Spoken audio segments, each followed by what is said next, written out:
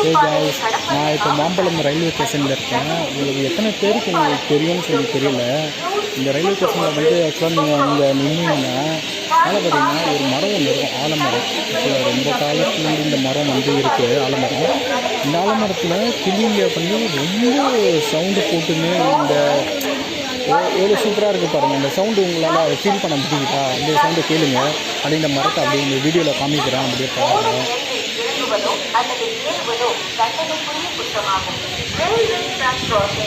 தெரியுதுங்களா இந்த வீடியோவில் இந்த மரம்? ஆக்சுவலாக பார்த்தீங்கன்னா இது ரொம்ப பழைய மரம். இது கிளிங்க ஃபுல்லாக குடும்பமாக அப்படியே பாருங்கள்.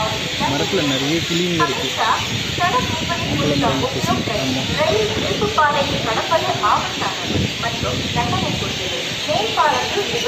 சவுண்டு ஃபீல் பண்ண முடியுதுங்களா உங்களால்? அந்த சவுண்டு எப்படி இருக்குது?